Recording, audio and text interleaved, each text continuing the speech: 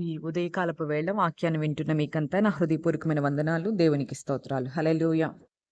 Bible గ్రంథాన్ని తెరిచి ద్వితీయోపదేశకాండం 30వ అధ్యాయం 10వ వాక్యపు చివరి మాటను మనం చదువుకుందాం.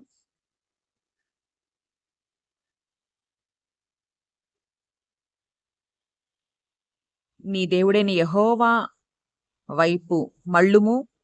యెహోవా నీ పితరుల యందు ఆనందించినట్లు నీకు మేలు చేయుటకు నీ యందు ఆనందించి నీ వైపు మళ్ళును. హల్లెలూయా.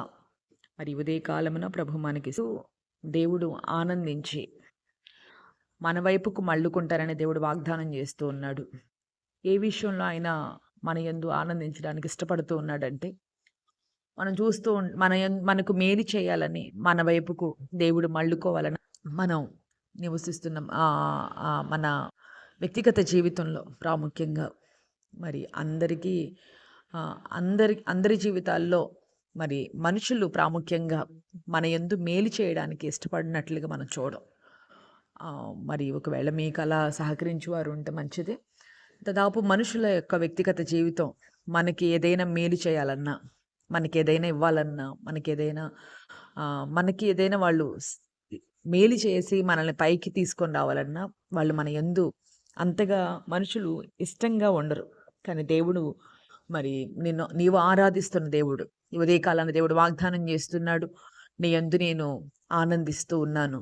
ఎందుకంటే మరి ఎంతో ప్రయాసపడి ప్రార్థనలు చేస్తూ నమ్మకంగా యథార్థంగా ప్రభువులో కొనసాగుతూ మరి దేవుని యందు నువ్వు అక్కడ వ్రాయబడిన మాట ప్రకారంగా మరి మనం చూస్తే మనం ఆయన వైపుకు మళ్ళుకున్నప్పుడు ఆయన మన యందు ఆయన కూడా మన వైపుకు మళ్ళుకుంటాడు. మనకి మేలు చేసేదానికి ఆయన ఆనందిస్తాడు.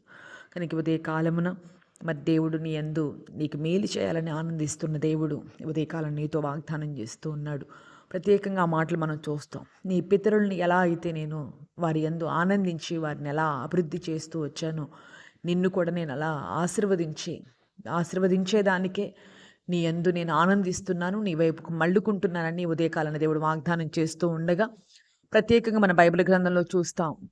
మన పితరులు మరి ఎందరో, అంతేకాదు మన యొక్క తల్లిదండ్రులు కావచ్చు, మన తాత ముత్తాతలు కావచ్చు, ప్రభువులో వాళ్ళు యథార్థంగా జీవించినప్పుడు ప్రభు ఎలా వారి యందు ఆనందించి వారిని ఎలా దీవించాడు మనం చూస్తూ వచ్చాం. అంతేకాదు ప్రత్యేకంగా బైబిల్ గ్రంథంలో కూడా మన పితరులు ఎందరో. అందుకే కదా మనం 2 రోజుల క్రితం వాగ్దానాన్ని మనం మంచి మాట విన్నాం. బైబిల్ని నమ్మిన వానికి భవిష్యత్తును గూర్చినటువంటి భయం ఎక్కడ ఉండదు. బైబిల్ అంటే దేవుని వాక్యమే. వాక్యమే దేవుడు, దేవుడే వాక్యం.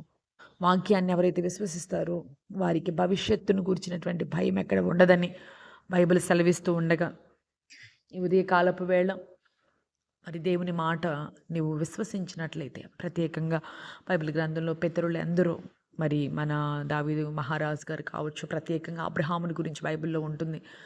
మరి అతను ఆజ్ఞానుసారంగా జీవించడమే కాకుండా తన ఇంటి వారందరూ కూడా ఆజ్ఞానుసారంగా జీవించడానికి అబ్రహాం ఎంతగానో మరి వారందరినీ కూడా ఆజ్ఞల మార్గంలో నడిపించినట్లుగా మన బైబిల్లో చూస్తాం. కనుక మరి అబ్రహాము కావచ్చు, మన పితరులు ఎందరినో దేవుడు పిలిచి మరి వారిని దేవుడు మరిచిపోలేదు, వారిని అన్యాయంగా దేవుడు విడిచిపెట్టలేదు. కానీ వారిని దేవుడు ఆనందంగా వారి వైపుకు మళ్ళుకొని వారిని అభివృద్ధి చేసి ఆశీర్వదించిన ఆ ప్రభే ఈ ఉదయకాలమున నీతో దేవుడు వాగ్దానం చేస్తున్నాడు.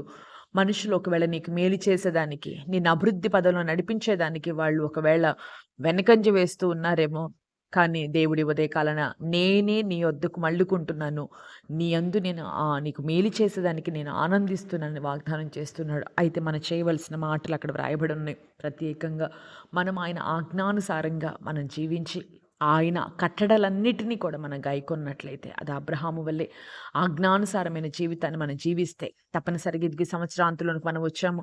సంవత్సర ప్రారంభం నుంచి ఇప్పటి వరకు మనల్ని మనం ప్రతిదినాన్ని వివేచించుకొని మనల్ని మనం పరీక్షించుకున్నట్లయితే దేవుని ఆజ్ఞానుసారంగా మనము జీవిస్తూ వచ్చామా? ఎక్కడైనా ఆజ్ఞల మార్గంలో నుంచి మనం మరి ఎక్కడైనా తప్పించబడిన అనుభవాలు మనలో ఉన్నాయి. ఆజ్ఞానుసారంగా మనం జీవించాలి. మరి ఆయన ఆజ్ఞల్ని గైకొని వాక్యానుసారంగా సంపూర్ణంగా మనం జీవించినప్పుడు దేవుడు వాగ్దానం చేస్తున్న వాగ్దానం మన పట్ల నెరవేర్చబడుతుంది. కనుక మనల్ని మనం నూతన పరుచుకొని ఒకవేళ అలాంటి అనుభవాలు ఇప్పటి వరకు నువ్వు లేకపోతే ఇకనైనా తండ్రి నేను భక్తి చేస్తున్నాను, కానీ నిశ్చయంగా నేను ఆజ్ఞానుసారమైన జీవితాన్ని నేను జీవిస్తానయ్యా, ఏదో నామకార్థంగా కాదు కానీ ఆజ్ఞానుసారమైన జీవితాన్ని నేను జీవిస్తానని మరి దేవుని సన్నిధిలో తీర్మానం తీసుకో. దేవుడు నిశ్చయంగా ఉదయకాలం నీతోనే వాగ్దానం చేస్తున్నాడు. మోకరించి ప్రార్థన చేసుకుందాం. ప్రతి ఒక్కరు కూడా ప్రార్థన చేసుకుందాం. పరిశుద్ధ ప్రేమా స్వరూపి నిత్య ఆశ్రయ దుర్గమ, ఈ ఉదయకాలపు వేళ మీరు ఇచ్చినటువంటి వాక్యాన్ని బట్టి మిమ్మల్ని స్తుతిస్తున్నాం. ప్రత్యేకంగా నా తండ్రి ప్రార్థనలు ఏకీభవించి నీతో తీర్మానాలు చేస్తున్న ప్రతి బిడ్డను మీరు కూడా మీరు జ్ఞాపకం చేసుకునండి. ప్రత్యేక రీతిలో నా తండ్రి నీవెంతైనా నమ్మదగిన దేవుడు నాయన, ఈ సంవత్సరాంతంలో మీరు మమ్మల్ని దర్శించారు, మమ్మల్ని సరిచేటు కొరకు ఈ వాక్యాన్ని పంపారు. నిజమేనయ్యా, మేలు కలగాలని ప్రతి వారిని ఆశిస్తూ ఉంటామయ్యా. ప్రత్యేకంగా పితరులు ప్రభా, వారి యందు మీరు ఆనందించి వారిని ఎలా మీరు అభివృద్ధి పదంలోనికి మీరు నడిపించారు. నిశ్చయంగా మా యందు మీరు దృష్టి నిలిపి అయ్యా మాకు మేలు చేయటి యందు మీరు ఆనందించినట్లుగా మా వైపుకు మీరు మళ్ళుకుంటారని మీరు వాగ్దానం చేశారు. ఈ మాట మా పట్ల నెరవేర్చబడినట్లుగాను, మరి ఆ రీతిగా మా పట్ల నెరవేర్చబడినట్లుగా మేము మీ వైపుకు మళ్ళుకునే విధంగా మీ అంతేకాక ఆజ్ఞానుసారంగా నీ సన్నిధులు మేము జీవించినప్పుడు, మీ ఆజ్ఞల్ని గైకొన్నప్పుడు నిశ్చయంగా మా పట్ల ఈ వాగ్దానం నెరవేరుస్తాను మీరు వాగ్దానం చేస్తూ ఉండగా ఈ మాటలన్నింటినీ మా పట్ల నెరవేర్చండి ప్రభువా. అంత మాత్రమే కాకుండా ఇది నాన్న పెళ్లి రోజులు, పుట్టినరోజులు జరుపుకునే బిడ్డలు మీరు దీవించండి. ఈ సంవత్సరం అంతా అత్యధికమైన క్షేమంతో వారిని మీరు కప్పండి. బలిష్టమైన నీ కృపలో ప్రతి వారిని మీరు ఆయన క్షేమంతో కప్పమని, ఈ దినపు మెండైన దీవెనతో నింపి నిశ్చయంగా ఆశీర్వదించమని ప్రార్థిస్తూ యేసు నామములో అడిగి వేడుకొనుచు ఉన్నాను తండ్రి, ఆమేన్. దేవుడు నిశ్చయంగా ఈ దినమంతా మీకు తోడై ఉండి మరి ఆయన మీ యందు మేలు చేయుటకు మీ యందు ఆనందించి మిమ్మల్ని దేవుడు దీవించునుగాక. ఆమేన్.